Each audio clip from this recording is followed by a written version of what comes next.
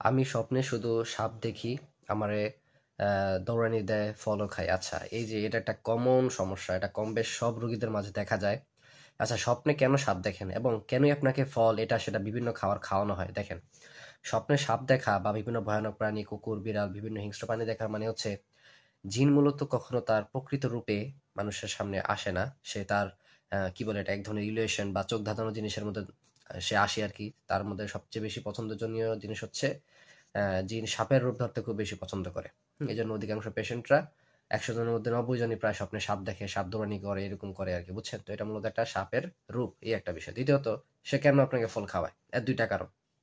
এক হচ্ছে, যদি কোনো মানুষ কবিরাজের মাধ্যমে, কোনো তান্ত্রিকের মাধ্যমে আপনাকে জাদু করার চেষ্টা করে, কুফরি করার চেষ্টা করে, তখন ওই জাদুর খাবারটা আপনার স্বপ্নের মাধ্যমে খাওয়ানো হয়, যাতে দূর থেকে আপনার উপর কি জাদু কাজ করে, এই একটা বিষয়। আরেকটা হচ্ছে, যদি কোনো জিন আপনাকে অনেক আগে থেকে পছন্দ করে বা আপনি জিন আক্রান্ত, তখন ওই জিন চাইলে যদি জাদুবিদ্যা পারে, তখন সে চাইলে আপনাকে স্বপ্নের মাধ্যমে এগুলো খাওয়াবে, যাতে করে সে আপনার শরীরে ভালোভাবে একটা মানে এক ধরনের হোসন তৈরি করতে পারে। হ্যাঁ, যাতে আপনার শরীর বিভিন্নভাবে সে জাদু প্রয়োগ করতে পারে। এই কারণে মূলত আপনারা ফলে খাইতে দেখেন। আর এটা সবচেয়ে বড় সাইড এফেক্ট হচ্ছে, এই খাওয়া জিনিসটা কখনো আপনার পেট থেকে বের হবে না, এটা পেটের মধ্যেই থাকবে, এখান থেকে জাদু কাজ করবে। শরীরে বিভিন্ন সমস্যা দেখা দিবে, পিরিয়ডের সমস্যা দেখা দিবে, অতিরিক্ত ব্লিডিং, অতিরিক্ত ব্যথা তলপেটে, মাসিকের সমস্যা।